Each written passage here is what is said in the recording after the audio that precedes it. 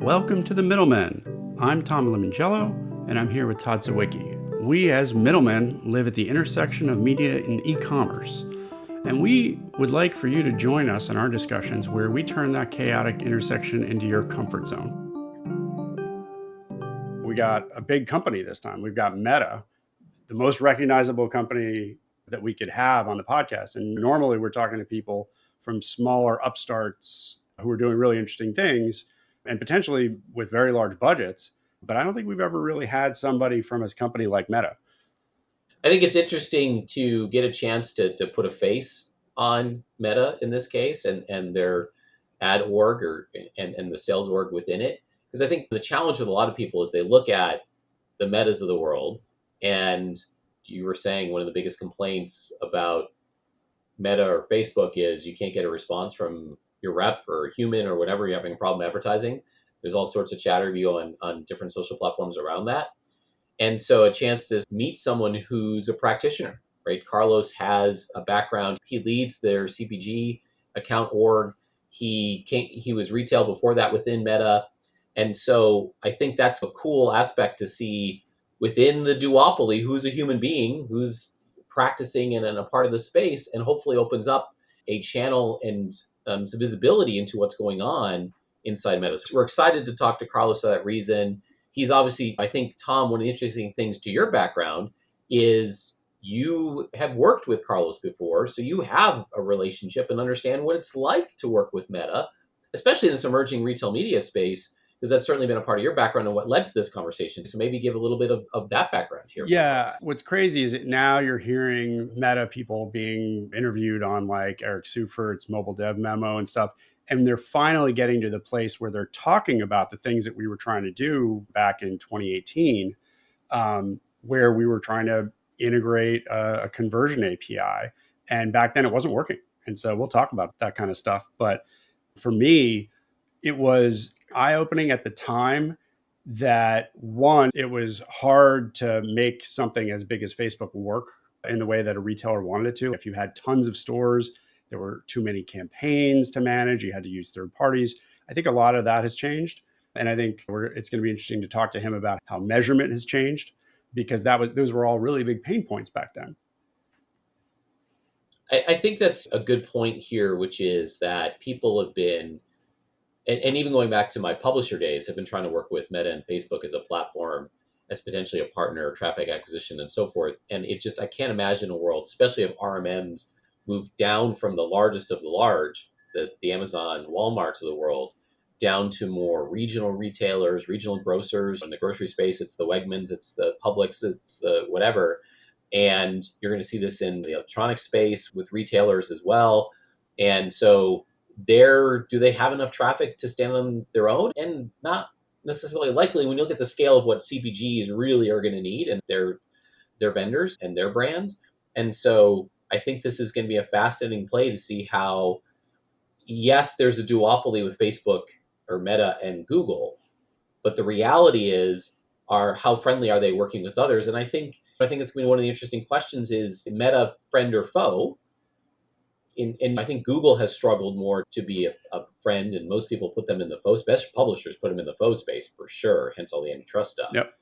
And I think this is an interesting opportunity to learn maybe where Facebook falls on this spectrum. And if you could think back to the Keith Bryan Best Buy ads episode, there's the complaints about on the meme accounts on Instagram, like digital advertising. Oh, I can't get to my Facebook rep. If you're a really big brand, and we'll talk about big brands and how their relationships are too, you may have a really close relationship and very hands-on. And some of those conversations about doing conversion API and things like that become front and center. I don't think we'll get to all that stuff today. We're going to have a short conversation with Carlos, but I'm excited. Hey, Carlos, good to see you. How's your Friday going? It's good. It's good. Awesome to see you as always. Thanks so much for having me today. I'm just up here in northern Connecticut, freezing my butt off. It is cold. It already feels like winter. Yeah, I don't know, Todd, if it's cold by you, but this was definitely the week. I don't know. I'm going to hope I don't just overwear this sweatshirt, but I need it in the house. Then make sure you don't wear it from where the podcast, because your listeners will call you out. The winter has arrived in Seattle. We have our first atmospheric river coming in this weekend, and it's going to be an inch plus of rain. Oof. North of Vancouver is going to get like 4 to 10 inches of rain. So Todd has that progressive ad style of using the real weather terms that I don't understand. I have to go look. Yeah, if you're out here in Seattle, you learn what atmospheric rivers are because we get them every year. And they call it the Pineapple Express. It's a stream of moisture that goes from Hawaii, and the jet stream just shoots it right up to the Pacific Northwest. Oh my God! And that's why we get all our rain. It's a monsoon. Honestly, we're in monsoon season. That's the best way to think of it. It's very much like in the movies, and suddenly it goes from dry to 6 months of rain, and yep, it started, and we're off to it. The good news actually is I'm heading to Boston this weekend for the Head of the Charles Regatta. Oh, nice.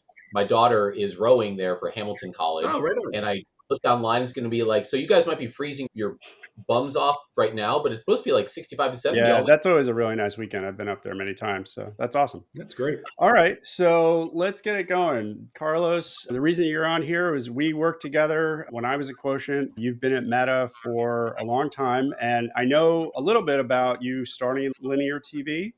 And then when we worked together, you were on the retail group. But why don't you give us a walkthrough of how you got to where you are? Yeah, absolutely. I'll just start from the beginning. I started my career on the client side at MasterCard, where I got to work on some of the early Priceless TV ads. So started making TV ads, did that for a few years. A lot of fun. Actually, it brought me out to Seattle a few times. We did a lot of work out in that market. Was there for several years. Then I went over to Univision and was in the television space on the media sales side. So doing TV upfronts for almost a decade. And then around 2012, I came over and joined Meta. And I've been there ever since. And it was actually Facebook at the time, and been quite a journey, and it's evolved quite a bit. When I started, I was part of our CPG team leading our beauty vertical. And then I moved to work with some of our global partners. Then I moved over to start up an organization that we called CPG Retail. So that's, Tom, when you and I met. Yep. Subset of the retail group, working on the retailers that sell CPG products. So grocers, club, drug, mass, convenience, so on and so forth. And then I came back to CPG proper at the beginning of the pandemic, helping look after our beauty, home, and personal care subverticals. So that's me in a nutshell. Linear guy turned digital about halfway through his career. Now, and now you're part of one of the big empires. You're like a Darth Vader lieutenant in a lot of the ad world, especially as we look at it. And I think it might be a good thing to, you think about it, you've been there for a long time. You've seen the rise of Facebook and Meta.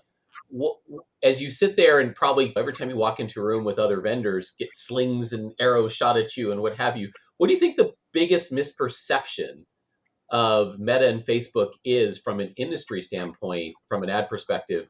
Obviously, you've been wearing that shield, that badge for a long time. So that's probably a great place to start. I certainly hope it's not Darth Vader-esque. So I would say that's one misperception. I hope it's not out there too much.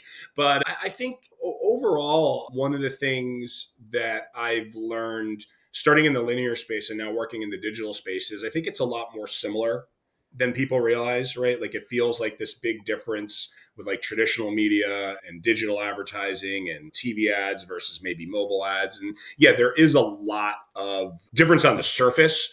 But when I think about how we work with our CPGs or really any of our brands or categories that we consult with at Meta, it really falls into three buckets, and it's all around media and marketing and advertising rigor. Those buckets are media, creative, and measurement. So it's about running campaigns in a way that are going to reach enough people enough times for long enough of a duration to drive whatever the business impact is that you're looking to drive. Creative will be about making sure that you know how to communicate your brand and your message effectively, largely in a mobile space and now in a short form video oriented mobile space. And the measurement is making sure you have those right tools in place to understand that impact that you're driving, whether it's ROAS, awareness, online sales, offline sales, whatever, right? Making sure you have that plan in place so you can optimize and get better. So I would say, I think what I've noticed working in both is that there is actually more similarity than difference. There's more fundamental strategic similarity than difference. Okay. When I was working with you, it was very much in the world of CPG brands that rely on physical retailers. We were trying to do things like put promo into the ad feed, like actual coupons into the feed. We were trying to do CAPI or conversion API to measure. Basically, the big problem was we had acquired a company that had the ability to set out a message to a bunch of micro influencers to put out a campaign that would do well in the algorithm. But the measurement was always a real challenge. And so we wanted to do some extra things like Cappy, et cetera, but we always got stalled and it didn't work. And so I wanted to get your perspective on it, what it was like back then, but I would imagine it's probably changed a lot since. Yeah, it has. It has and it hasn't. I think it really depends on what category and subset of retail or CPG that you're looking at. That was just to clarify, was probably around, I think, 2015 to 2017, roughly. Yeah, so I saw it from our original chat or whatever. I started in 18 and then I went through to about 22. We probably stopped working together in 21 because I think you were starting to shift from there. Okay, got it. My years might be off a little bit on that. So I'm probably counting the years that I was on that team before you and I met. But that whole window, let's call it 2017 till 2021 or so. So retail as a category was pretty well developed on balance overall, right? So if you looked at retail as a category, we had a lot of retailers that had already understood how to rely on our platform to drive in-store traffic. And then we had a lot of retailers that did a lot of their business through e-commerce, right? And they knew how to use our tools to drive trafficking and conversion through their digital channels, whether it was their website, their mobile apps, or a combination. And then obviously we had a lot of omni players as well. I think the thing that you're hitting on, that kind of CPG retail, we saw this a lot in the grocery space, which I know we spent a lot of time working on together. They were not brand new to our platforms, but a little bit newer than some of the more established retailers that have been working with us for a longer time. And I think one of the biggest things that I saw with them is the e-commerce piece of their business was much smaller.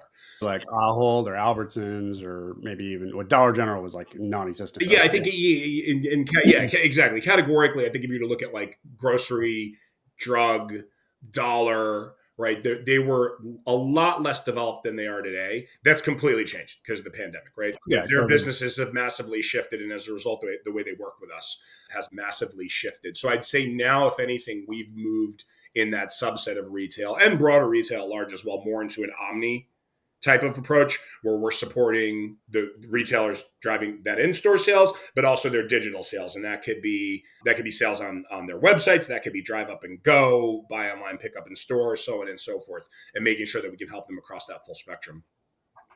In terms of working with the retailers, I think one of the interesting aspects of what's happening now with the CPG companies is almost this three-legged triangle or stool with the rise of retail media networks. And I imagine a lot of those emerging retail media networks, I call it the tier 2 guys, as they start building out, audience extension becomes a really big part of the strategy for those retailers, right? Because they don't have the traffic to drive a ton of revenue or impression volume on their own sites. And so audience extension becomes a big part of that. And how have you started to see that shift in your own business of working with CPGs, that yes, now we're seeing this sort of three-way play where we're working with our traditional CPG clients are either bringing in the RMNs or they're coming to us because they already know you guys have a relationship, an advertising relationship with those CPGs.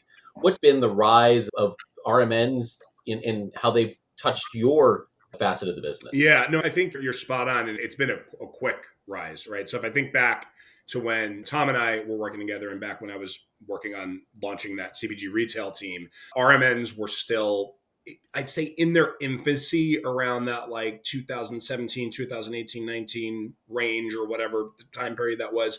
Super early days. I think back then there was a lot of interest in the space. They saw Amazon had a lot of success in the space, standing up a very high margin business to help prop up the overall business. And they wanted to go deeper into that space. And I think also across the industry, from suppliers, from CPGs, there's always been this interest in retailer data, right? If you're a supplier or a CPG that doesn't own the end transaction with the consumer, there's a lot of insight that you can gain by working with a retail partner. So the retailers were trying to find ways to bring this to those suppliers. So obviously that's exploded since then. And I think most major retailers have some kind of presence in the space. I think you're exactly right that the reality is for most retailers, they probably don't have enough traffic on their digital properties right now to really achieve their long-term ambitions for their RMNs. So when I look at digital platforms play a big role in helping them expand that reach. And then also I think it's important to be able to do it in a way that's measurable, which is a place where we spend a lot of time on our end to extend that traffic in a way that's measurable to drive and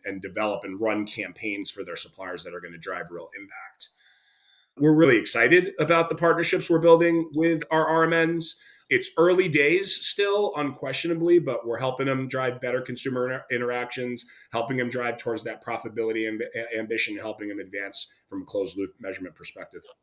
From that standpoint, what are the things that the retailers are maybe doing well or not well, or what's some of the lessons that have learned as they make this transition to working with you guys? One of the things we love to talk about with the rise of RMNs is, as a retailer, you're now a publisher, and you need to think like that. What's interesting also, if you go back to the early rise of Facebook or slash meta advertising, publishers driving traffic was a big part of the Facebook ecosystem in terms of traffic acquisition, and retailers having to pick that up. So what are some of the lessons or things that is the CPGs come to you and say, oh, we need to pull in the RMNs, we need to do a three-way, or the RMNs approach you and saying, hey, you guys have been working with this brand, they want us to work with you now as well. What's the sort of the story that, or the things that have been those lessons learned so far in terms of dealing with those RMNs that they've started to onboard and realize that Facebook has to be a part, or Meta has to be a part of that strategy? Yeah, I'd say from the retailer perspective, I think it's recognizing that there's a real opportunity to work together as partners. And I think on balance, they have been doing this. So I'm not suggesting they haven't, but like recognizing there's an opportunity to work together and leaning into that, and really just seeing us as a partner that can help them connect with the 4 billion people across our platform. And I'll use that number specifically because RMN is not just a US thing, right? This happens in other regions as well. So the reach that we have globally can help retailers in the US and in other markets as well. So recognizing that we can help them connect to those people to then help their brands and their suppliers target existing buyers, potential future buyers, finding people in the mindset to buy, all in service of driving more sales on behalf of their suppliers through that retail channel. I think that's a really good thing. Leaning into this idea of omni-channel to drive closed loop measurement across all channels where they sell, campaign automation, things along those lines. We have a lot of tools just as part of our ad stack and the way that we work with advertisers that can get applied to a retail media network and help make those stronger. Continuing to lean in on that journey with us is something that we completely advocate, and I'm super excited about, and I think it's going to continue to evolve quickly. You moved on from being a sort of retailer-facing person at Meta to being back in the CPG world, and I think we talk a lot about CPGs that are reliant on physical retail, but a lot of the customers for Meta are e-commerce native or D2C brands. Talk to us a little bit about what's different about that, but also what are the challenges that those CPG brands bring to you? Yeah, you're exactly right. And I appreciate you recognizing the spectrum, right? Because when I talk to people that don't know the nuance of the business, they might just assume that CPG is just the big traditional CPGs. I'm definitely guilty of that sometimes. It happens. By the way, I'm super guilty of that. An outsider, as a guy who came from the ad tech and MarTech world, you just naturally, when you hear brands in CPG, you think of the big product guys that are in retailers like Target or grocers and what have you. And so it's fascinating to realize, it's anything selling to that, small to large. Small to large, new to old. Even in my own org, I have brands that we look after that are 100 plus years old, that are household names for decades, to brands that are digital native, less than 5 years old, and on this explosive rocket ship growth. And when you look across that range from a traditional brand that may only be reliant on retail sales all the way across the spectrum to a brand that's 100% reliant on their own D2C sales, right? The way that you work across that spectrum, there's a lot of nuance to that. I would say strategically, it goes back to those 3 buckets that I mentioned before around creative media and measurement. Like that's going to be the underlying theme, regardless of where they are on that journey. But I'd say something that we're seeing a lot that's been really interesting to watch over the last couple of years is I feel like there's a lot of interest at either end of that spectrum to learn from one another and get a little closer to the middle. So what I mean by that is, bigger traditional retail reliant CPG brands that are really interested in becoming more agile, right? And being able to optimize more in real time, right? And getting more direct consumer insight, right? They see what the D2Cs are doing on this end and they're like, yeah, I want to do some of that. I want to infuse some of that into my ways of working. So we're seeing many brands restructure how they operate and restructure how they organize to start to do more and more of that. I'd say on the other end of the spectrum, you have a lot of D2Cs that look at these traditional brands, and I think they see 2 big opportunities. One is there an opportunity to go into retail? to drive a lot more growth. And that is something that we're seeing in some pockets. And then I'd say the other thing is CPGs historically have done a really good job about building lasting brands that have been around for 100 years, 50 years, 40 years, decades, that people know really well. And the D2C brands that on balance tend to be a little bit newer, I found are trying to take pages out of the brand building playbook.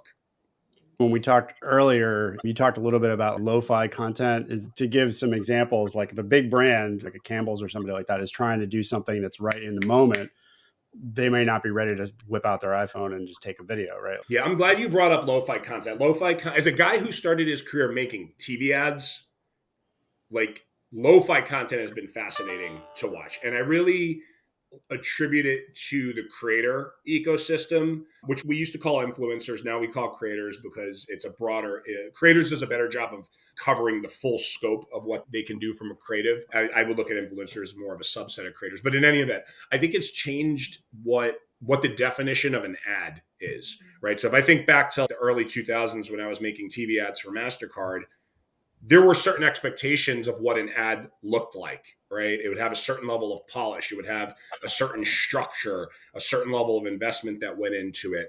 You fast forward to today, to 2024, and what ads look like today versus back then, night and day. So lo-fi ads might be shot on an iPhone by a creator themselves, done very quickly, a little bit more raw, a lot more human. And what we're seeing is there's a world for both of these things, right? And all the like places in between the two ends of that range. And we're finding that creative diversity across that range. And if you can actually find a way to communicate your brand from something more polished all the way down to something that's more lo-fi and quicker and maybe down and dirty, and all those variations in between, that actually improves your results. Creative diversity helps how you show up in our auction and proves the outcomes that you see in the auction. Because in short, it gives better opportunity to serve more types of creative messaging to different types of groups of people. We find that it increases your reach overall on balance, which thus in turn drives better business outcomes. So like, I love the idea that different types of creative expand your reach, which I think intuitively I always thought, but I didn't know that was in there. So tell us what's the result of that. What does attribution look like now? Because as I was saying earlier, attribution was really challenging for social. Where is it now? Yeah, attribution will vary a little bit based on what type of brand you are, but I would say overall it's essential, and we do spend a lot of time on this. So let me start with MMMs, right? Because MMMs have continued. They were a thing when I was making TV ads at MasterCard back then and even before that, and they are still very much a thing today. And I'd say we've seen a lot of acceleration in investment in this space from a lot of our brands. MMMs are going to be essential for anybody that's a retail focused distribution model type of brands, those more traditional brands. Very often it's the source of truth for most of the brands that we work with. It's going to do a really good job of giving that full picture of your total marketing plan, all of the channels, and what kind of impact did it have at driving store sales and retail sales. And it's especially important for CPGs that don't own that end consumer data. We are starting to see some of our D2C partners dabble in the space as well and start to invest in MMMs as well, but that's a critical attribution piece. Another thing that we do with many of our partners are individual isolated sales lift studies. And I think, Tom, we might have done one or two of those back in the day when we were working together. But sales lift studies will allow you to go deep on a specific channel, whether it's Meta or another channel. We work with partners like Circana, formerly known as IRI, Nielsen Catalina Solutions, where you can probe really deep into a campaign to understand the incremental impact. And then from the D2C perspective, D2Cs have real-time data flowing through their tools and our tools on a regular basis that allow them to make really quick decisions and adjustments to their campaigns to improve results. And I think one of the things you bring up that's interesting, and I think has always been one of the appeals of Facebook/Meta, is how data focused it has been as a ad platform and product and offering the marketplace model anyway from an auction standpoint. So I think that's one that, as the point of RMNs, is the attribution largely. It's about data, it's about user data, it's about attribution, a lot of the things that are core, I think, to the Meta platform. And to your point of the message is, guys, we're partners, we're not competitors. I think that's perhaps on the publishing side in the early days, people always looked at Facebook much more as a competitor, especially for consumer attention and what have you. But I think today, from an RMN standpoint, Facebook isn't selling products. It is a platform that can be more of a partner. I think that's one of the things I took out from your comments of you're going to be friendly to people. There's ways to work together. And I think that's something that I think people can walk away from. And especially they dive into the tools and the stack. And you and Tom talking about Cappy is a great example of like ways you can collaborate and work well together. So I think that's a good point to call back to and pin for people to better understand like how can they work with Meta and how can they be quote unquote a good partner going forward, and that you guys are open to multiple party conversations, not necessarily trying to a one-to-one sort of conversation. Yeah, I would completely agree. We very much look at it as a partnership type of approach. We do the retailers that are active in the retail media network space, even if you set retail media to the side, are already massive partners of ours, right? We've been working with them for as long as I've been here, and in some cases longer, just as marketing partners in general, advertising partners in general. So we have long-standing relationships with these retailers, and I think the retail media opportunity creates another spoke of that partnership that we can do together to help elevate the entire retail media ecosystem overall. And maybe as a good closing discussion here and bring up from a competitive landscape perspective, I think people are curious to understand, right? The rise of TikTok's obviously a big one. It competes with Instagram and Reels. And one has been the fascinating things from Tom and my introduction to D2C over the last couple of years has been the rise of TikTok shops and how that has really been a hugely effective platform for driving commerce. Like for those unaware, TikTok is really overemphasizing commerce related content and really pushing hard into that vertical. And what's your perspective on the rise of TikTok shops? And obviously Instagram and Reels are part of your kit of products that you're obviously monetizing and promoting and selling. And so I'd be curious to hear your perspective on, is Reels becoming more commerce friendly? It's always been obviously creator influencer friendly, but what's your perspective, on that? Yeah, absolutely. I'll take probably a little bit of a step back on that and just look at like social commerce more broadly overall. And I would say first and foremost, having more players in the ecosystem to elevate things like social commerce is a good thing, right? This is something that we believe in, we invest in as an organization, and I think having more players in the space elevates it overall. So just as a starting point, I'd say that's good for the overall ecosystem. We've been active in the shops specific and commerce specific space for quite some time. I'd say from a social commerce perspective, like when you look at it very broadly, our biggest role is driving traffic and conversion to our D2C partners, right? So their websites, to their apps, so on and so forth.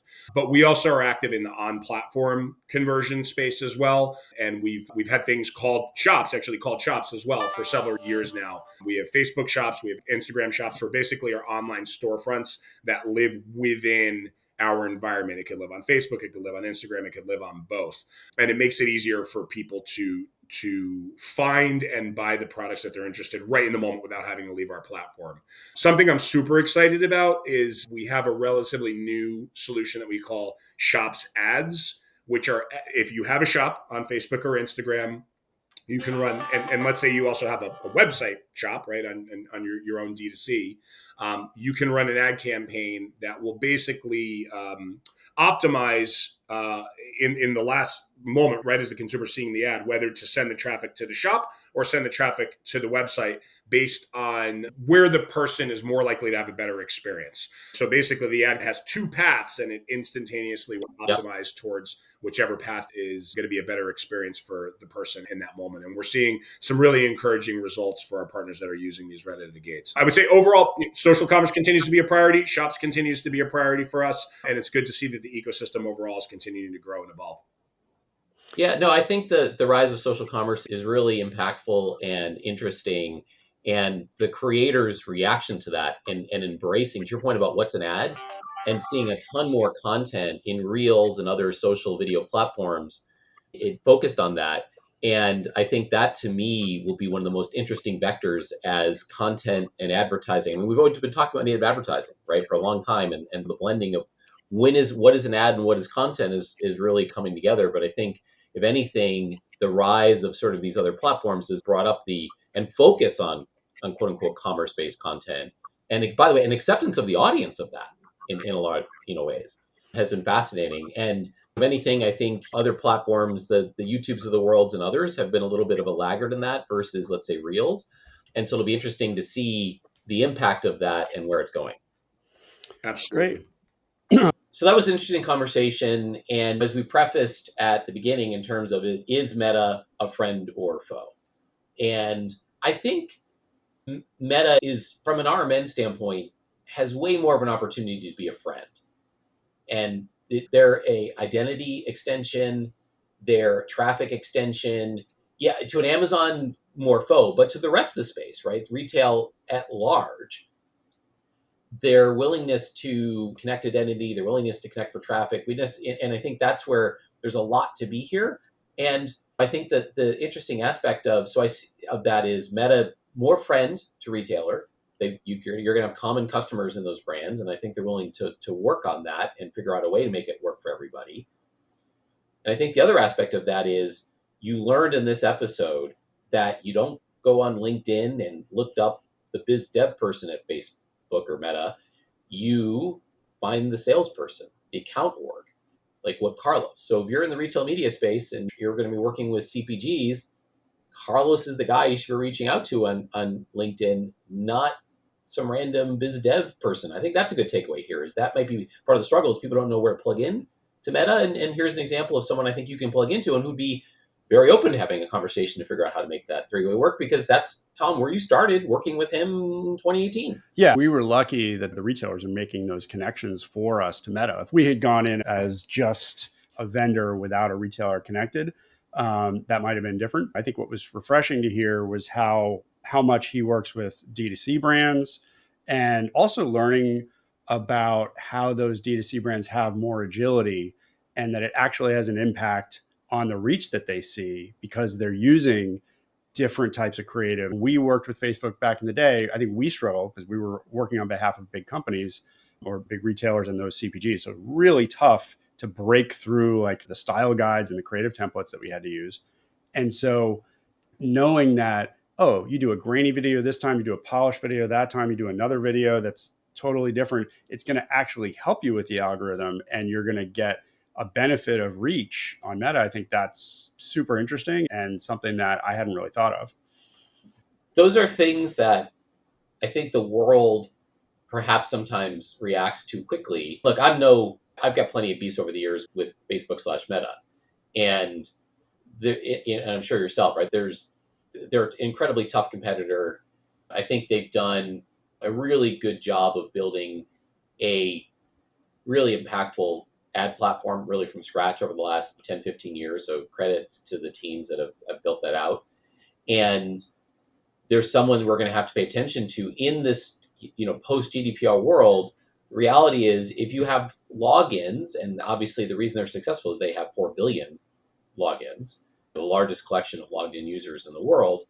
They're just someone you're going to have to play with. It's like playing, you're in the PC space. Yeah, you're going to have to play with Microsoft. Well, not just that, all the stuff we've been talking about in our previous episodes have been how privacy is shrinking the open web pool, and this off-platform traffic concept or whatever. Facebook is one of the only games in town.